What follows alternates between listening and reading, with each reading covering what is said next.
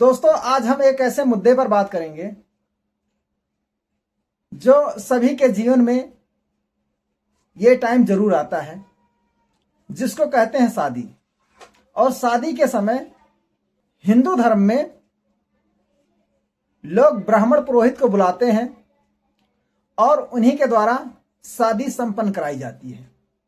लेकिन क्या आप लोगों ने कभी सोचा कि जो ब्राह्मण पुरोहित, पंडित पुरोहित शादी कराते समय जो मंत्र पढ़ते हैं उसका मतलब क्या होता है, उसका अर्थ क्या होता है?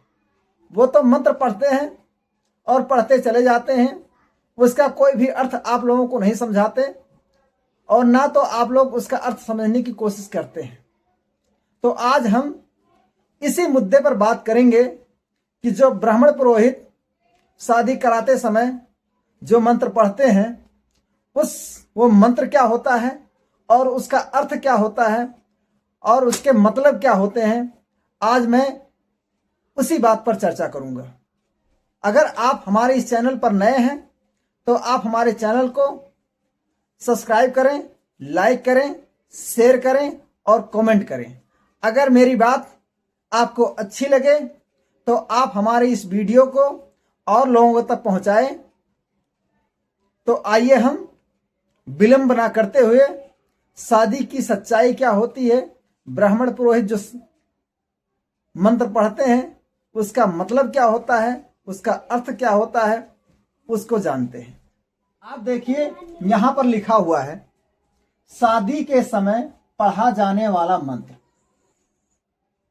और उसके नीचे ठीक इसके मंत्र भी लिखे हुए हैं। देखिए, शादी करते समय जो मंत्र पढ़ा जाता है उसके मंत्र भी यहाँ पे लिखे हुए हैं। अब इस मंत्र को मैं पढ़कर आप सभी को बता देता हूं। इसका यहां लिखा हुआ ओम श्री गणदीपत गणपति गुंगवा महे, गणतुआ गुंगवा महे, वर कन्यायाम गुंगवा महे, पणतुआ वसुहु ममजान, गर्भ धर्मांतु इदम कन्या देव अर्पण सक्षमेव गर्भाधिम इति वरम समर्पयामि। इसका सामान्य हिंदी भाषा क्या होता है उसका मतलब भी आप सभी को समझा देते हैं। ओम श्री गणेश जी। घर का मुखिया गूंगा और बहरा है, मतलब घर का जो मुखिया है वो गूंगा है और बहरा है। इसके रिश्तेदार गूंगे बहरे हैं, मतलब जितने भी रिश्तेदार आए हैं वो सभी गूंगे और बहरे हैं। वर कन्या भी गूंगी बहरी है, मतलब जो वर है और कन्या है वो भी गूंगी और बहरी है। प्राणों से प्रिय तुम मेरे मन में बसी हो, मतलब ब्राह्मण पुरोहित कह रहा है कि प्राणों से प्रिय तुम मेरे मन में बसी हो। मुझे जानो, मैं कन्या को मुझे जानो, मैं कन्या को गर्भवती करने में सक्षम हूं। इस कन्या को मुझे अर्पण कर दो, मतलब इस कन्या को मुझे अर्पण कर दो, मैं इसे गर्भवती करके वर को समर्पित कर दूंगा। पुरोहित बोलो स्वाहा, मतलब पुरोहित से कहवाते हैं कि पुरोहित बोलो स्वाहा। स्वाहा का स्वाहा यानी लड़की के माता पिता से जो मांगा गया वह दो, मतलब पुरोहित बोलो स्वाहा, पुरोहित बोलो स्वाहा। स्वाहा यानी लड़की के माता पिता से जो मांगा गया वह दो। कन्या का पिता कहता है स्वाहा, मेरी हां यानी जो ब्राह्मण द्वारा मांगा गया उसे दे दिया, मतलब ब्राह्मण लड़की के माता पिता से कहता है कि मैं जो तुमसे मांग रहा हूं वो मुझे दो, फिर स्वाहा कराता है। इसके बाद कन्या का पिता कहता है कि स्वाहा, मतलब मेरी तरफ से हाँ है, यानी जो ब्राह्मण द्वारा मुझसे मांगा गया उसे मैं दे रहा हूं और दे दिया हूं।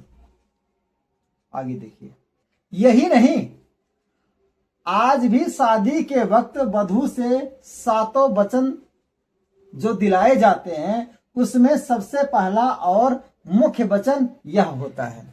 मतलब शादी करते समय जो 7 वचन दिलाए जाते हैं उनमें से जो पहला वचन होता है वो यह होता है, इसमें पहला वचन है, मैं अपने पुरोहित की उनकी इच्छा अनुसार दान दक्षिणा सेवा सत्कार करती रहूंगी।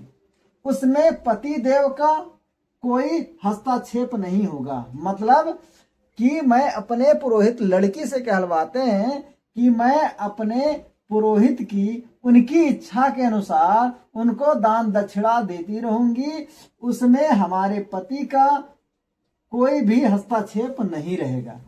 इस वचन को लेकर शादी के समय कई बुद्धिजीवियों द्वारा विरोध जताने पर अब इस वचन को समझदार पंडितों ने निकाल दिया है। मतलब ये जो पहला वचन था, इस वचन के ऊपर कई बार कई लोगों द्वारा इस पर विरोध जताया गया, जिसके वजह से अब कहीं कहीं पर क्या होता है कि इस पहले वचन को ब्राह्मणों ने, पंडितों ने उसको हटा दिया है।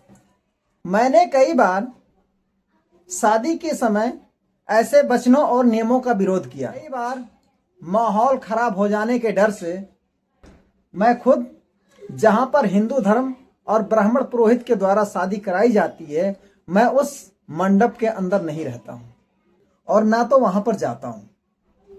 पंडितों द्वारा वैदिक मंत्रों से शादी का जो 4-5 घंटे तक कार्यक्रम चलता है, लोगों को बेवकूफ बनाकर, अंधविश्वास में डालकर,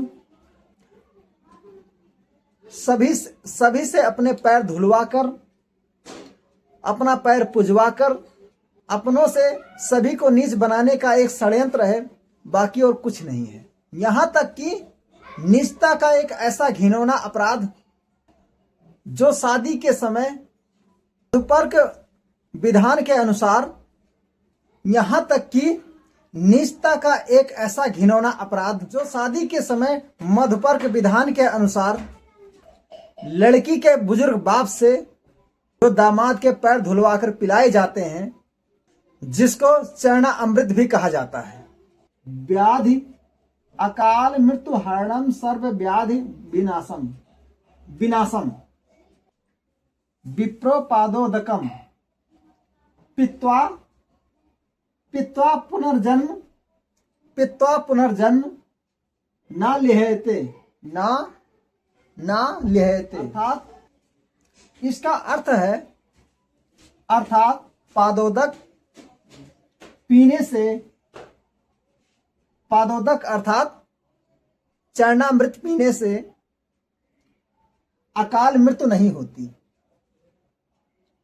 सभी रोगों का विनाश हो जाता है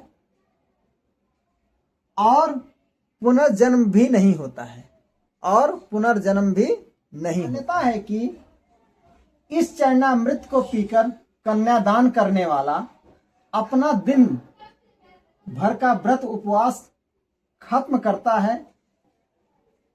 दुल्हन की मां अपनी बेटी का पैर पखार कर उसी पानी को पीकर अपना दिन भर का व्रत उपवास तोड़ती थी। अब कोई इस चरणामृत को पीता नहीं है। पंडित कहता है कि मुंह से सटाकर सर पर छिड़क लो, जबकि शास्त्रों के अनुसार चरणामृत कहीं और छिड़कना अधर्म व पाप माना जाता है। यह विधान सिर्फ लड़की के बाप के आत्म सम्मान को नीच दिखाने का षड्यंत्र है, बाकी और कुछ नहीं है। हमारा कहने का मतलब यह है कि ब्राह्मण शादी कराते समय इतने प्रकार के मंत्र पढ़ता है, लेकिन क्या वह ब्राह्मण पुरोहित कोई एक ऐसा मंत्र बता दे जिससे शादी के समय ना तो कोई आंधी आए, ना तो तूफान आए, ना तो बारिश आए, ना तो कोई और अनहोनी हो, दोनों जोड़े में तलाक होने की कोई नौबत आए, और ना तो कोई झगड़ा टंटा बाद में होने की नौबत आए। तो आज आपने शादी तो आपने ब्राह्मण पुरोहित द्वारा हिंदू धर्म के अंदर जो शादी कराई जाती है उसके अंदर मंत्र कौन से पढ़े जाते हैं, उसका मतलब क्या होता है, उसका अर्थ क्या होता है, उसकी जानकारी आप सभी ने सुना। अगर आप सभी को मेरी ये जानकारी अच्छी लगे तो आप इस चैनल को लाइक करें, सब्सक्राइब करें, शेयर करें और कमेंट करें और सभी लोगों को और भी लोगों को मेरा वीडियो भेजने का कष्ट करें, ताकि और सभी लोग शादी का मतलब क्या होता है, उसका मंत्र क्या होता है, उसके अर्थ क्या होते हैं, सभी लोग जान पाए, ताकि हिंदू धर्म से शादी ना करवा करके किसी अच्छे धर्म द्वारा शादी करा करके और अपने जीवन को सुखी बनाएं। जय भीम, नमो बुद्धाय।